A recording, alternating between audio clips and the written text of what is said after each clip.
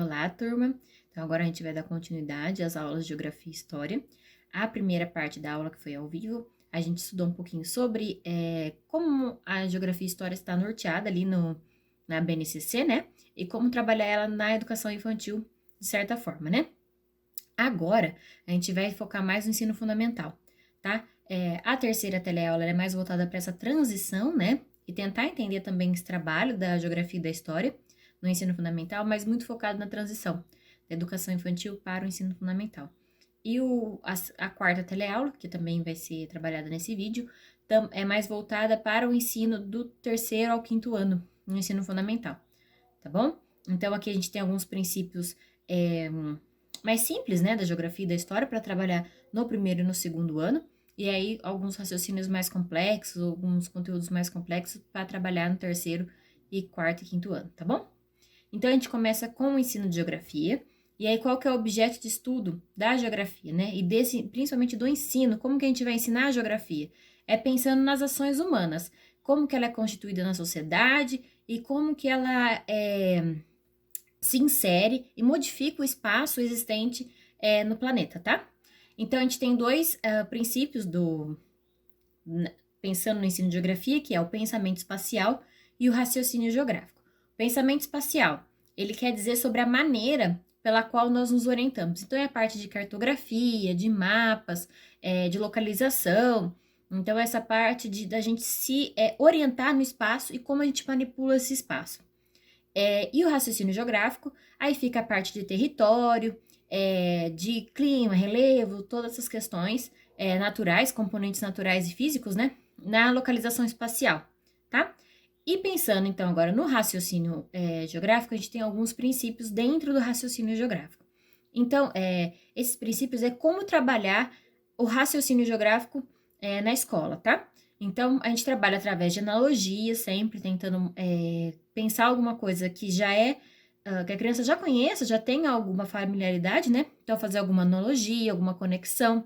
E aí, também é importante fazer a diferenciação do que ela conhece, do que ela não conhece, a distribuição, como que se localiza no ambiente, pensando em planeta, primeiro com espaços menores, né? Então, primeiro a gente pensa em escola, bairro, depois cidade, estado, enfim, e assim vai aumentando o pensamento e a localidade mesmo, tá?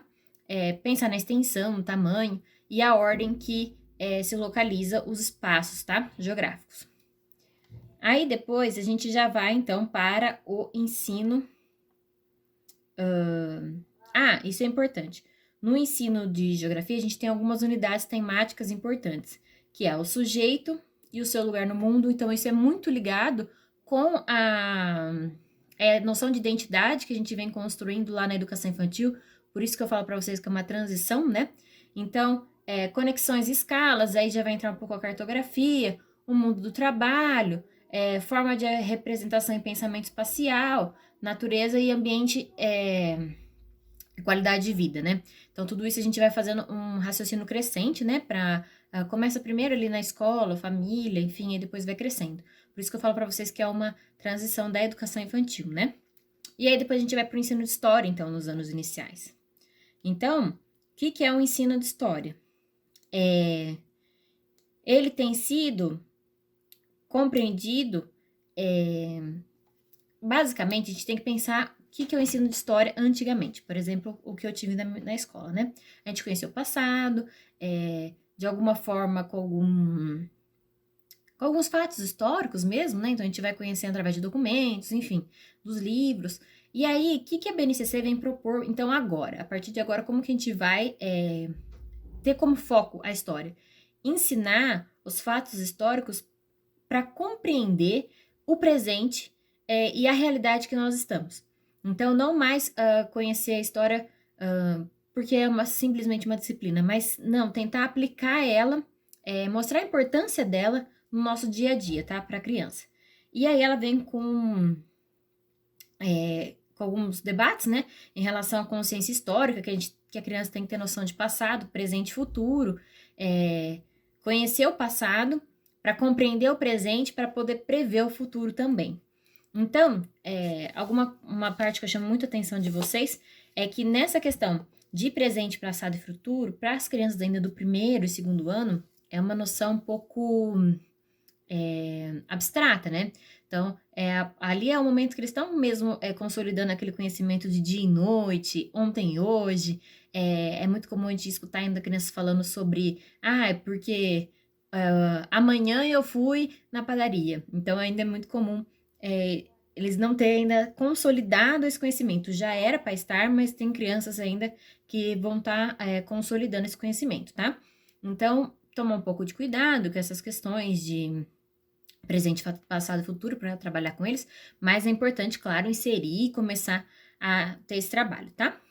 E aí ela vem falando um pouquinho sobre a atitude historiadora, que o professor tem que tentar trabalhar a história no ensino fundamental através de uma atitude historiadora. Então, tem um tema, basicamente, como que eu posso dizer para vocês? Eu já tinha colocado isso até na próxima aula, mas acho que fica muito pertinente falar agora. É tentar colocar a criança como se ela estivesse descobrindo a história naquele momento. Então, é basicamente um jogo. Ele é o historiador, e aí ele vai investigar o que se passou. Então, você vai dar um problema para as crianças, né? Aí você pode dividir em grupos, enfim, é uma sugestão de atividade, né? Mas para a gente entender essa questão de atitude historiador, vai ser atitude histórica, né? Vai ser basicamente isso. Você vai dar pistas para eles e eles vão ter que montar o cenário passado. E aí você começa com coisas mais recentes e depois vai crescendo, né? O raciocínio, até para uma história mais distante, como o descobrimento do Brasil, enfim. Essas questões, tá? E aí sempre tentar colocar o aluno como pesquisador, através de fontes históricas. E aí ela vai falando um pouquinho do processo de produção do conhecimento em história. Então, primeiro a identificação, depois a comparação, contextualização, interpretação e análise daqueles fatos históricos que você apresentou, tá bom? Aí, quando a gente vai falar um pouquinho então dessa transição, que primeiro a gente está lá no eu e o outro e nós, enfim, a gente está nesses campos de conhecimento lá na educação infantil. E aí, esse nós vai começar, principalmente os outros nós, vai começar a ter uma comunidade expandida. Então, o termo é esse, comunidade expandida.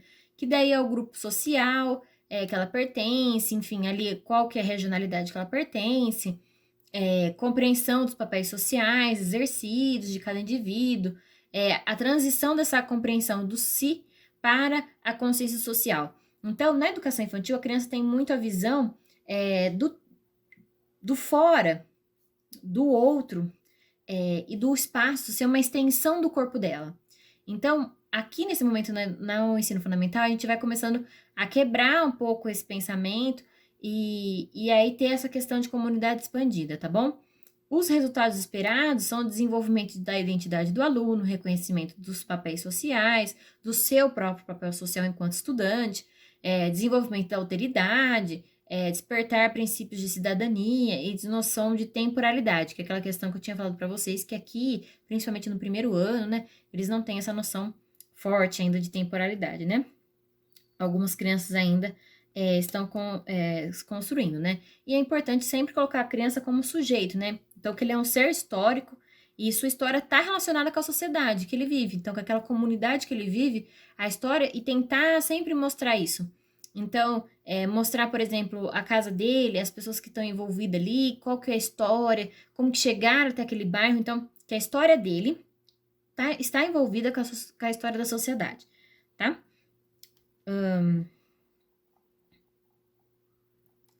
É muito legal fazer nessa questão uma linha do tempo para relacionar. Então, por exemplo, os pais daquelas crianças chegaram naquele bairro em 60, 64, por aí, que é a época da ditadura. Então, você tenta sempre mostrar onde que estava, qual era o contexto histórico, o que estava acontecendo de importante na sociedade naquela época, tá bom? E aí a gente vai passar um pouco agora para os fatos históricos, né? Então, o que é um fato histórico? O fato histórico, ele a gente pode pensar, na verdade, como uma fonte histórica. Então, o nome correto, na verdade, é esse, fontes históricas. Então, o que seriam essas fontes históricas? Elas podem ser escritas, visuais, orais e materiais. As fontes históricas são objetos, são registros, são resquícios do passado, né?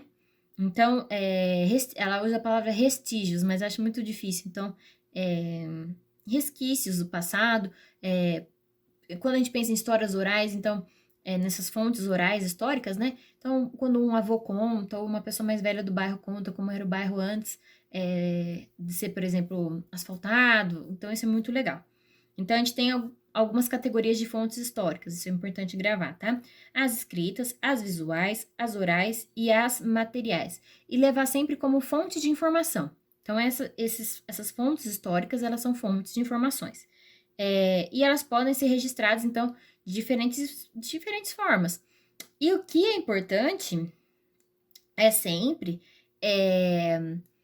observar aquilo que você tem como uma fonte. Então, por exemplo, minha avó já faleceu, mas ela tinha um diário. Então, nesse diário, ela conta algumas coisas que aconteceram ali. Então, se eu olhar para aquele diário como uma fonte de informação, então ela é uma fonte histórica. Entenderam? Então, a fonte histórica, ela não tem, não tem que ter um registro num órgão, nem nada disso. O que conta para ser uma fonte histórica é como eu vou olhar para aquele objeto, para aquela história, para aquela oralidade, para aquela história oral, né? Como que eu vou olhar para aquele quadro, para aquela foto. E aí, se eu olhar ela como uma fonte de informação, então eu pego, por exemplo, uma foto e mostro para a criança, olha, essa foto, olha aqui atrás, ela era em tal lugar e ali tinha árvore, hoje não tem mais árvore, é um prédio. Então, isso é legal observar e é uma fonte histórica, certo? E aí, a gente volta para aquele conceito de tempo, o tempo na história. Então, o tempo na história, a gente tem algumas categorias temporais, sendo ela o tempo natural. O tempo natural seria a estação do ano, ciclos lunares, gerações humanas, então isso é um tempo natural. O dia, ou ontem, hoje, enfim. Dia, noite, isso é um tempo natural. O tempo cronológico é aquilo que a gente conta no relógio, no calendário. Então, a gente chama de tempo cronológico. E o tempo histórico, que aí a gente marca o tempo de acordo com as mudanças sociais, tá? Então, algum fato histórico muito importante acontece, então ali aquilo lá marca a temporalidade. Então, por exemplo, um fato histórico que é muito marcante na nossa vida, né? É o nascimento de Cristo. Então, quando a gente tem o nascimento de Cristo lá no ano 0, né? Então, a gente tem ali um fato histórico que mudou totalmente o calendário, por exemplo. Então, isso marca uma época que vai ser contada a partir dali o nosso calendário, certo? E aí, ela vem falando muito da espiral do tempo, né? E essa espiral do tempo, basicamente, é uma sugestão de atividade. Então, nessa espiral do tempo, o que a gente vai fazer com o aluno? Tentar pegar várias histórias dos alunos, né? Então, pensar em nascimento, data do aniversário dos pais, de nascimento dos pais, dos avós, e aí você vai formando uma espiral com cada história. E aí tentar entender o que se diferencia e o que se iguala ali, e ali você vai formando uma espiral com as idades dos alunos, né? E provavelmente vão ser muito próximas, né? E aí você vai mostrando o que se iguala, o que se diferencia. E isso é muito legal para eles entenderem em tempo, né? Por exemplo, eles nasceram em tal época e agora já estão com tal idade. Então, isso vai mostrando questão de passado, uma noção de passado, de presente, de futuro para eles, tá? E aí, ela voltando em cima dessa questão da transição da educação infantil para o ensino fundamental, aí ela cita Vallon, né? Falando das questões da interação da criança com o meio. Então, primeiro tem uma interação motora e depois com a linguagem, quando eles são pequenininhos, né? Então, eles interagem com o meio ou com nós mesmos, né? Com os adultos, através do choro, de reflexo. E aí, depois com a linguagem, oral ou não, né? Mas já com uma linguagem. E aí, depois eles têm uma percepção de mundo, que é aquilo que eu falei para vocês, que primeiro eles acham que o mundo é uma extensão do corpo, e depois eles entendem que eles fazem parte do mundo, né? Que eles são sujeitos integrantes do mundo, então isso é importante.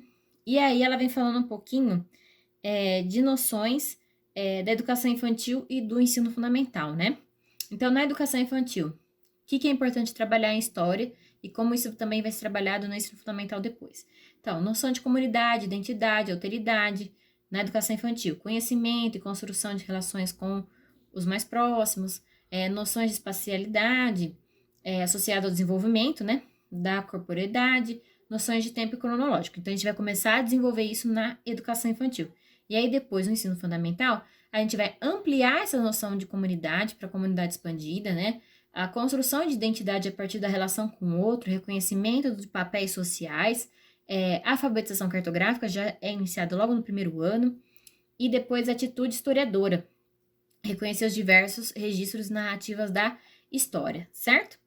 E aí, por fim, ela vem falando um pouquinho do museu como um espaço educativo, e é muito legal levar as crianças ao museu, mas sempre tem uma intencionalidade. Então, não levar de um passeio por passeio. Lógico que é gostoso sair da escola, mas tentar levar como uma noção de que você está indo visitar um lugar para conhecer algo. E sempre tentar levar quando aquilo tem alguma coisa a ver com o que você já está trabalhando em sala de aula, tá? E não só deixar ir por ir no museu. Então apareceu uma oportunidade no museu, eu vou lá por ir. Então, se você tem uma noção, não, vou ter uma oportunidade no museu, tentar entender o que aquele museu vai trazer, quais são os fatos históricos, as fontes históricas que vão ter ali, e tentar trabalhar antes com a criança, antes de ir para o museu, e aí vai no museu e depois trabalha o pós, tá?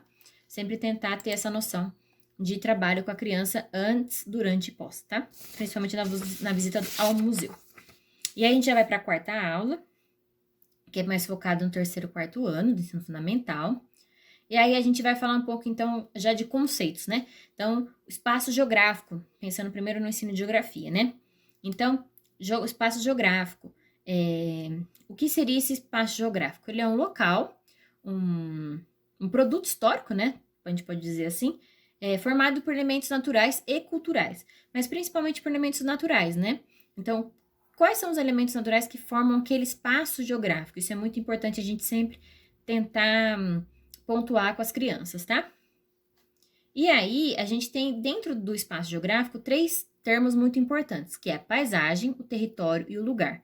Então, o que seria paisagem? São aspectos do espaço geográfico que a gente compreende com os nossos sentidos. Então, o que seria isso? Então, são espaços. A paisagem é o que eu posso ver, o que eu posso sentir, o que eu posso tocar. Então, isso é uma parte, isso é a paisagem, certo? Então, por exemplo, pensando numa praia. Na praia, então, na questão visual, vai ver o mar, vai ver pedras, areia, enfim. No sentido do tato, vai tocar na areia, vai sentir o gosto da água salgada, que é diferente. Enfim, vai escutar o barulho do mar, um barulho diferente dos outros lugares. Então, tem um cheiro característico, né? Então, é através dos nossos sentidos. O território é mais aquela questão de delimitação de espaço e questão de fronteiras. Então, até aqui é São Carlos, daqui para lá é Ibaté, daqui para lá é Araraquara. Então, isso é o território. Questões espaciais, o que é delimitação de espaço, o que é fronteira, essas questões que a gente trabalha em território. E lugar, ele tem mais a ver com afetividade, com o sentimento que eu tenho por aquele local. É mais aquele sentimento de pertencimento. Então, lugar é mais uma questão de pertencimento a algum local, tá? E aí, depois a gente já vai para a questão de história. A gente estava falando de geografia, agora para a história. Então, aqui a gente vai para análise de documentos históricos. Então, primeiro a gente estava trabalhando com investigação, enfim, com uma atitude histórica. E agora a gente vem para análise mesmo, analisar documentos, né? E aí a gente tem como fonte histórica escolar 2 principais: a ilustração e fonte de informação. Então, a gente tem a ilustração, que muitas vezes ela é usada como um reforço da ideia que é expressa pelo professor, né? Então, por exemplo, eu estou falando lá do descobrimento do Brasil, então eu mostro uma imagem, ela até cita lá na aula aquela imagem da primeira missa, enfim. E aí a gente usa sempre como para afirmar, né? Aquilo que eu estou dizendo. E fonte de informação é uma análise crítica, embasada em questões sobre a produção e a circulação daquele documento, tá? E aí, para fazer uma análise do documento, a gente tem algumas etapas, tá? seriam elas, então, identificação, informação e finalidade. O que eu trabalho na identificação? Que documento é este? Qual é o tipo? Onde foi produzido? Quando foi produzido? Então, se a gente vai pegar uma foto ou um quadro, pensar tudo nisso, né? Onde foi produzido, de quem é, qual foi o tempo, quem é o autor, enfim. E aí a informação. O que ele informa? O que aquele quadro passa, por exemplo? Como ele apresenta essas informações? E aí descrever em detalhes isso, tá? E sobre o que ele fala? E a finalidade. Qual é o seu objetivo? Ele atende a alguma intenção? Ele tem alguma intenção? Passar alguma coisa? O que é a intenção daquele quadro? Atingir os objetivos? E para quem que ele fala? Isso é muito importante entender o para quem, tá? E aí, tentar trabalhar sempre a geografia e história de forma interdisciplinar. Como que trabalhar, então, geografia e história de uma forma interdisciplinar?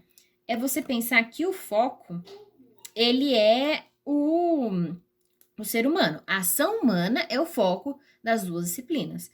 Então, entender, por exemplo, geografia, você foca nas mudanças do espaço e nas representações, e história, você foca nas ações humanas durante o tempo, considerando acontecimentos e seus agentes, né? Ali da história.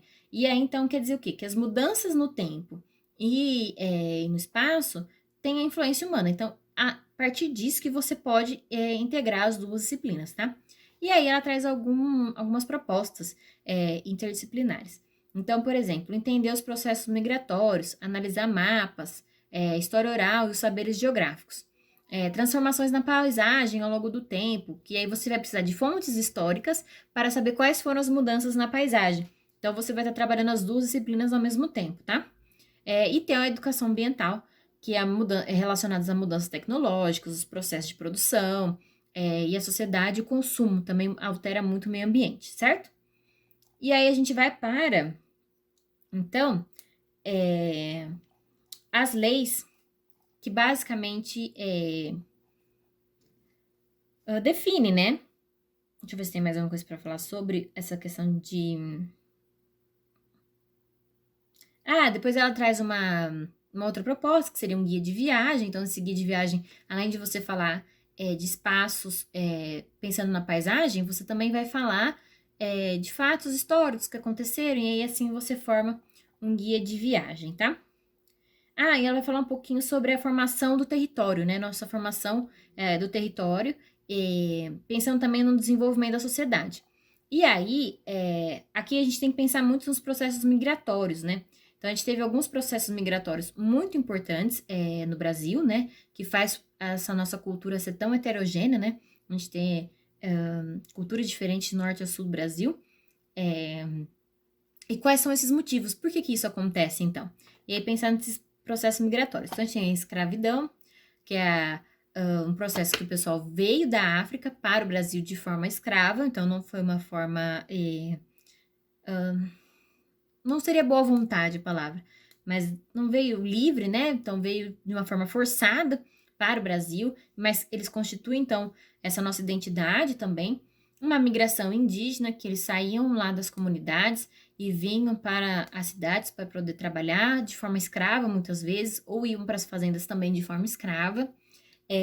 A imigração europeia, que aí não, aí eles vieram de livre-arbítrio, né? Eles escolheram vir para cá. Alguns, outros, eles vinham de forma forçada, no sentido de que eles iam ser presos lá, então vem colonizar o Brasil, que aí você não vai ser preso. Enfim, tem a questão também mais para frente, pensando nas reformas industriais, né? Nas revoluções industriais, a gente tem o êxodo rural, então o pessoal sai do campo, que o Brasil sempre foi muito forte na agricultura, mas antigamente muito mais, sai do campo e vem para a cidade para trabalhar, e aí causa até a questão para a educação é muito importante esse êxodo, né? Esse pessoal vindo para a cidade, que aumenta as escolas, precisa do aumento de escolas, precisa de uma capacitação para esse pessoal trabalhar nas indústrias, né? E aí a gente tem também a questão da emigração brasileira. Então, essa emigração brasileira, que é muitas pessoas saindo do Brasil para ir morar em outros países, tá? Isso é muito também importante focar com as crianças. Lembrar sempre que imigração é quando alguém vem, emigração é quando alguém sai do país, e migração é o que acontece dentro do país, tá? Deixar esses termos bem claros. E aí a gente tem, pensando nessa nossa formação de sociedade, de cultura muito diferenciada, a gente tem as leis que até então o ensino ele era muito focado com uma visão europeia, né? A gente tinha uma visão muito europeia, eurocêntrica do conhecimento. Então a gente traz, pensando nessa nossa constituição cultural e de identidade, principalmente na história e da cultura afro-brasileira e na cultura histórica indígena, né? Então, por exemplo, na lei, a gente tem duas leis.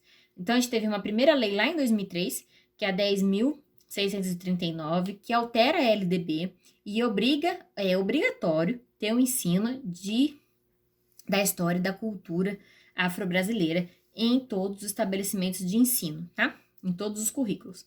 E aí, então, passou um tempo depois da implementação dessa lei, as pessoas percebem que faltou a história, principalmente dos indígenas, que basicamente nossos antepassados, né? Eles já estavam aqui e aí a gente não trabalha essa cultura. Então, a lei 11.645 de 2008 vem incluir de forma obrigatória o ensino sobre a cultura dos povos indígenas. E aí lembrar sempre que essa comunidade indígena são povos. Cada comunidade tem suas tradições, tem sua língua, tem seus conhecimentos, enfim. Outra coisa muito importante que eu queria deixar saltar aqui para vocês, né? Ressaltar aqui, que principalmente nessa questão indígena, os termos que a gente precisa usar. Então, foi convencionado que a gente não usa mais, por exemplo, falar índio. A gente não vai falar índio para criança, a gente vai falar indígena. A gente vai falar povos ou comunidade, e não aldeia. Porque é muito difícil ter alguma aldeia no Brasil, né? E muitas vezes eles nem usam esse termo. Então, para nós que não somos indígenas, a gente usa termos povo indígena e usa o termo que seria aldeia, a gente usa como comunidade indígena, tá? E não usa mais o termo índio, certo? E aí, qual é a importância dessas leis? Ela afirma o direito à diversidade, né, etnorracial, rompe o silenciamento dos currículos e essa questão eurocêntrica, né, e valoriza a história e memória das identidades e dos sujeitos que já viviam ou que fizeram parte da nossa história de maneira tão importante, né? E aí, depois, por fim, para finalizar, né, claro, a gente tem as tecnologias digitais e não digitais, então as TICs, né? Hoje a gente até mudou já esse termo, né? Agora é TIDICs, mas na prova provavelmente ainda vai cair com esse termo TICs, tá? As TICs é educação. TICs é tecnologia da informação, acho que é isso que significa, tecnologias da informação, que significa TICs. E o que seria? Tecnologias, então, eles não abordam só como as tecnologias digitais, mas também as não digitais. E aí, lembrando que tecnologia é tudo que o homem constrói ou modifica para o seu uso. Então, por exemplo, quando o homem pegou uma pedra e usou aquela pedra para acender fogo. Então, ali, ela é uma tecnologia, porque ele pegou algo que tinha uma finalidade e deu outra finalidade, transformou em outra coisa para o seu benefício, tá? Então, isso é tecnologia. E aí, a gente tem que usar como instrumentos de mediação, observação, coleta de dados, pensando naquelas questões de fontes históricas e organização, tá? De dados também. E a gente tem dois tipos de tecnologias que eles destacam aqui, as digitais e as não digitais. E aí, eles mostram na competência 5 e 7, né, da BNCC, que é obrigatório o uso das tecnologias. Eu já venho falando bastante para vocês sobre as tecnologias, né, da informação, que eu acho que não tem como a gente mais ignorar, né, e passar por cima, no sentido de que não existe, não vou aceitar celular em sala de aula, não vou aceitar ir para uma sala de computação, ou mesmo outras tecnologias, não vou aceitar, vou só usar as minhas tecnologias que são giz lousa ou caneta e lousa, enfim. A gente tem que se incorporar, porque o pensamento das crianças hoje vem com uma forma diferenciada, né? Não é mais aquele pensamento linear. Nunca foi, mas hoje muito mais, né? No sentido de que eles aprendem tudo ao mesmo tempo, principalmente aquela questão do simples para o complexo, hoje já não funciona mais tanto. Eles transformam, o conhecimento deles em rede hoje, né? Totalmente diferente. E aí ela apresenta algumas possibilidades para trabalhar as tecnologias em sala de aula. Então, documentos históricos, originais e cópias digitalizadas, então isso é uma tecnologia, de alguma forma, e aí ela pode ser não digital, no sentido dela ser física, né? Mapas físicos interativos, então quando o físico ele não é digital, mas quando ele é interativo, ele é digital, então aqueles mapas que a gente projeta na parede, ele vai se mexendo, você vai podendo ver. O Google Maps e o Google Earth, que são muito legais para trabalhar com as crianças, né? Jogos de tabuleiro e jogos online, visitas virtuais em museus é muito legal e acervos digitais. Então, visitas em museus é muito legal fazer com as crianças, eles gostam muito, porque às vezes muitas crianças não vão ter a possibilidade de, por exemplo, para Londres ver algum museu. Então, se você apresenta ele de forma digital, projetando ele, né? Então, as crianças conseguem ter esse conhecimento também. E aí, depois, por fim, ela vem apresentar alguns recursos didáticos, digitais, né? Que são sites e jogos que podem ser usados. Eu acho muito interessante depois, posso até copiar isso aqui e colocar lá no grupo, de diferentes sites que podem ser entrados para colorir mapas, jogos de mapas, jogos da origem africana, projetos de detetive do passado. São bem legais e eu acho que é interessante mandar para vocês, tá? Então, sobre o ensino de História e Geografia é isso. Espero que vocês tenham uma boa prova, tá?